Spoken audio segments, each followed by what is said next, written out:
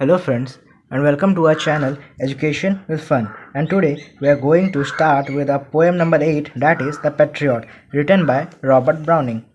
ये ज़्यादा बड़ा पोएम नहीं है, सिर्फ 2 पेजेस का है, जल्दी ख़त्म हो जाएगा। तो चलिए बिना टाइम वेस्ट किए स्टार्ट करते हैं chapter number 8, that is The Patriot। ये पोएम को स्टार्ट करने से पहले इस पोएम के बारे में कुछ इंपॉर्टेंट पॉइंट्स दिए हुए, तो चलिए पहले उसको देखते हैं। ठीक है। The speaker recalls that exactly a year ago he had been led down this very street with crowds of people cheering him and scattering roses in his path. He was a hero being welcomed by his adoring fans. A year later, he has been tried, convicted, and is being led away to be put to death. How short is public adulation and memory, and how fickle is praise and glory. A year ago, roses and fame, and today he is left with nothing but shame and death. Okay. तो इस poem में हमको क्या देखने को मिलेगा कि जो स्पीकर है रॉबर्ट ब्राउनिंग, वो अपने पुराने टाइम को याद करे, जब 1 साल पहले वो यही स्ट्रीट से जिससे अभी उनको ले जाया जा रहा है, वही स्ट्रीट से जब उनको ले जाया गया था 1 साल पहले, तब बहुत सारे लोग अपने छतों पर खड़े होके उनके लिए चीयर कर रहे थे। उनके पाथ में रोजेस स्प्रेड किया गया था, मतलब कि बहुत सब खुश थे उनके काम से, और वो उनको एक हीरो के रूप में देखा जा रहा था। लिखा है ना यहाँ पे, he was a hero being welcomed by his adoring fans. और फिर ठीक अगले साल नेक्स्ट ईयर, जब वो फिर से वो स्ट्रीट से उनको ले जाया गया, तो वो क्या बोलते हैं, उनके जो लोग उनको प्रेस कर रहे थे, वही लोग उनके लिए उनको फांसी पर चढ़ाने के लिए उनको ले जाया जा रहा था। तो उस मोमेंट को देखने के लिए लोग, वो सब जो उनको प्रेस कर रहे थे 1 साल पहले, वो लोग उनको फांसी पर चढ़ाने के लिए बोल रहे थे। तो ऐसा क्यों हुआ उसके बारे में हम पढ़ेंगे इस पोएम में। ठीक है। तो वही दिया है, how short is public adulation and memory and how fickle is praise and glory. इसका मतलब क्या हुआ कि जो हमको जो प्रेज मिलता है, जो सब अच्छा बोलते हैं, वो सब बहुत ही छोटा टाइम के लिए होता है, वो जल्दी ख़त्म हो जाता है। वही कि हाउ फिकल मतलब कि फिकल माइंडेडनेस मतलब इनकॉन्स्टेंट, मतलब जिसमें बराबर चेंज आता रहता है, उसको हम फिकल माइंडेड बोलेंगे, या जो चंचल दिमाग ऐसे, उसको हम फिकल माइंडेड बोलते हैं। ठीक है। तो वही बोला गया कि जो लोग होते हैं वो लोग फिकल माइंडेड होते हैं। वही, praise and glory does not last for a long time, they are short duration. Okay. फिर year ago rose and fame, today is left with nothing but shame and death. 1 साल पहले लोग उसको रोज़ से उसका स्वागत करते थे, उसको बहुत सारा प्रेस किया जाता। अभी 1 साल ठीक नेक्स्ट ईयर उसके पास कुछ नहीं बचा है, बस शेम है, और वो उसको फांसी पे चढ़ाने के लिए ले जाया जा रहा है। तो वही लिखा है। फिर a grim reminder that life is uncertain yet the poem ends on a note of optimism, Browning's own philosophy that God's in his heaven and all's right with the world is the note on which the poem closes. The patriot believe that it is God who will reward him according to his true merit. ठीक है। ये poem में browning ने जो लिखा है, browning खुद क्या बोलते हैं, भगवान पे बहुत भरोसा करते थे। तो वही ये पोएम को भी वो उसी नोट पे ख़त्म करते हैं कि जो भी उनके साथ जो भी बिहेवियर हुआ है, उसका हिसाब भगवान करेंगे उनको हेवन में। ठीक है। तो उसके अच्छे कर्मों का फल उसको हेवन में जाके मिलेगा भगवान द्वारा। वही उसी नोट पे इस पोएम को ब्राउनिंग ने क्लोज किया है। ठीक है। तो चलिए पोएम स्टार्ट करते हैं। The patriot. It was roses all the way, with metal mixed in my path like mad. The house roofs seemed to heave and sway. The church spires flamed, such flags they had a year ago on this very day. तो इसमें poet 1 साल पहले के time को याद कर रहे हैं, जब उनको इसी स्ट्रीट से ले जाया जा रहा था। तब पूरा स्ट्रीट पे रोजेस स्प्रेड थे ऑल द वे। मीटल मतलब भी एक टाइप का फूल होता है। तो वही roses and mixed with metal was spread on the street to welcome the patriot. Okay. And the house roofs seemed to heave and sway. मतलब वो जो लोग उसका स्वागत करने के लिए अपने घर के छतों पर हाथ फैला रहे थे, जैसे वो पूरा सेलिब्रिटी की तरह उसको वेलकम किया जा रहा था, पैट्रियट को। लोग उसको पूरा हाथ हिला रहे थे, उसको एक झलक देखने के लिए सब पागल जैसे हो रहे थे। फिर church spires flame such flags they had, church के ऊपर भी फ्लैग्स को लगा दिया गया था उसको वेलकम करने के लिए। A year ago on this very day, वही पोएट एक साल पहले के टाइम को याद कर रहे थे कि एक साल पहले ये सब हुआ था उनके साथ। ठीक है, अब नेक्स्ट पैरा देखेंगे। The air broke into a mist with bells. The old rocks rocked with a crowd and cries. Had I said, good folk, mere noise repels, but give me your son from yonder skies. But they had answered, and afterward, what else?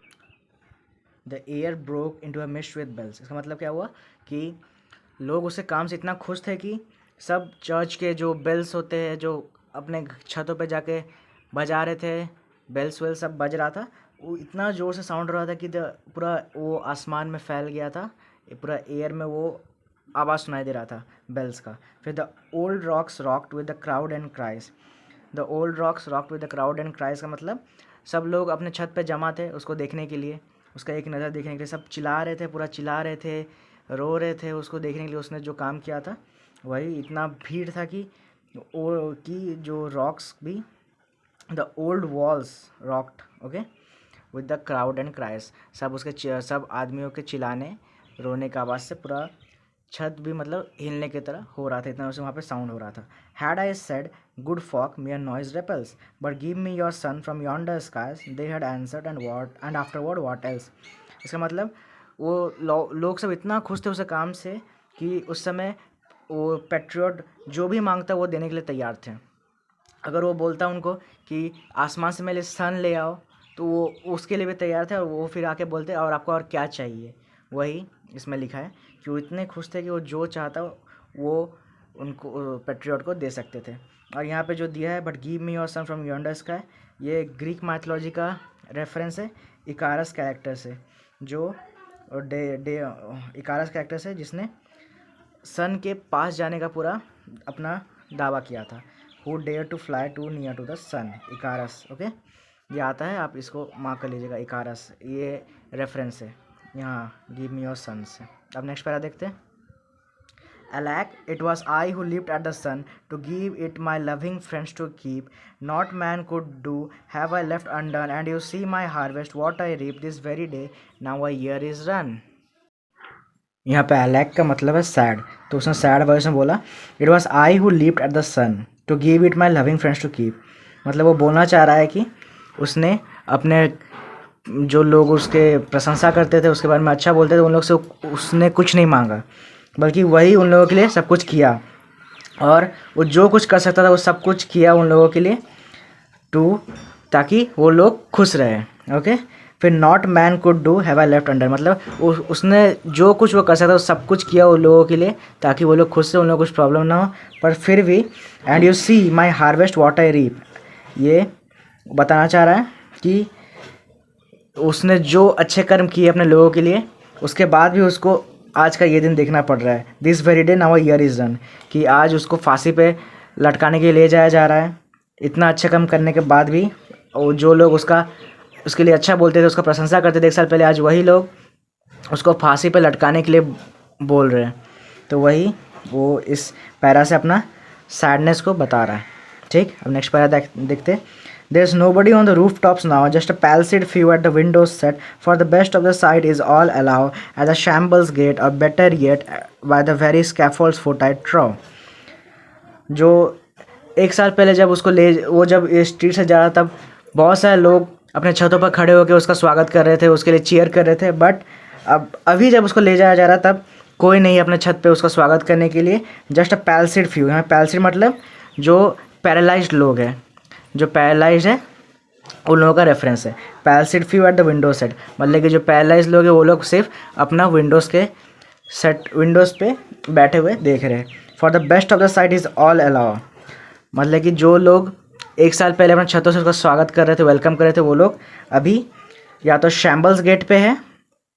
Shambles gate मतलब जहाँ पे उसको फांसी पे लटकाया जाएगा वो gate का एंट्रेंस, या स्कैफोल्ड्स फुट मतलब जहाँ पे उसको लटकाया जाएगा ठीक वहाँ पे उसको जब लटकाया जाएगा वो सीन को देखने के लिए लोग वहाँ पे जमा हैं, ऐसा पोएट एज्यूम कर रहे हैं कि for the best of sight is all allow, the peoples are gathered near the shambles gate और by the scaffold's foot.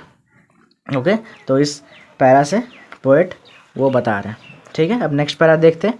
I go in the rain and more than needs a rope cuts both my wrist behind and I think by the feel my forehead bleeds for the fling whoever has a mind stones at me for my years misdeeds. I go in the rain and more than needs a rope cuts both my wrist behind. Okay, तो उसका मतलब क्या हुआ, अभी जब patriot को ले जाया जा रहा है स्ट्रीट से, तब उस समय बारिश हो रहा है। ओके, रेन मतलब बारिश हो रहा है, बारिश में उसको ले जाया जा रहा है पूरा। फिर एक रस्सी उसके दोनों हाथ पर बांध दिया गया, उसके रिस्ट को पूरा टाइट से रस्सी बांधा गया उसके दोनों हाथ में। And I think by the feel my forehead bleeds. Okay, और उसको फील हो रहा है कि जैसे उसका सर से खून बह रहा है। क्यों? For the fling whoever has a mind stones at me for my years misdeed. क्योंकि जो वो बताना चाह रहा है कि उसके बहुत सारे पत्थरों से उसके ऊपर पत्थर उसके फेंका गया था।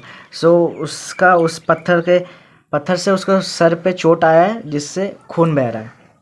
और पत्थर क्यों फेंका लोगों ने? फॉर माई ईयर्स मिसडीड, जो एक साल में जो उसने बुरे काम किए। और वो क्या है वो हमको पोएट ने नहीं बताया, सिर्फ यहाँ पे लिखा है ईयर्स मिसडीड्स।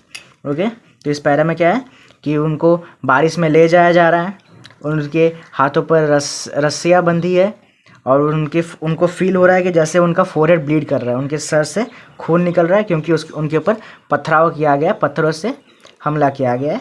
क्यों? क्योंकि उनके ईयर्स मिसडीड, जो उसने एक साल में उसने जो बुरे काम किए उसके लिए। फिर अपना शुरा देखते हैं। Thus I entered and thus I go. In trims people had dropped down dead, paid by the world. What dost thou owe me? God might question now instead. It is God shall repay. I am safer so. Thus I entered and thus I go. इसका मतलब क्या है कि वो अभी इस world को छोड़ के जा रहा है, मतलब उसको फांसी पे लटकाया जाएगा और वो इस वर्ल्ड को छोड़ के जाएगा हेवन में। ठीक है, तो वही वो लिखा, दस आई entered and thus I go. In trims people have drop down dead, paid by the world, what does thou owe. मतलब वो बोलना चाह रहा है कि उसको वर्ल्ड से और कुछ नहीं चाहिए, उसको सब मिल चुका है इस वर्ल्ड से और इसको कुछ नहीं चाहिए। वही लिखा, 10 paid by the world. Okay, what does thou owe, मतलब उसको और कुछ नहीं चाहिए, उसका ये वर्ल्ड से मन भर चुका है, अब वो जा रहा है। Me God might question now instead, it is God shall repay I am safer so. मतलब उसको जो भी उसके कर्मों का फल मिलेगा वो गॉड देंगे, भगवान देंगे। वो उसको इस वर्ल्ड से और कुछ नहीं चाहिए, उसको जो भी उसके कर्मों का फल मिलेगा वो भगवान उसको हेवन में देंगे। इसलिए वो खुश है कि वो भगवान के पास जा रहा है और उसको वहाँ पे सेफ फील होगा। वही बोल रहा है, it is God shall repay I am safer so, मतलब उसको भगवान के पास उसको सेफ फील होगा। ठीक है, तो ये पोएम ख़त्म। छोटा है, 2 पेज का है, ईजी है, हो जाएगा। आप पढ़िए, अच्छा से समझिए। ठीक है, अब नेक्स्ट क्लास में हम चैप्टर नंबर 9 स्टार्ट करेंगे। तब तक के लिए थैंक्स फॉर वॉचिंग।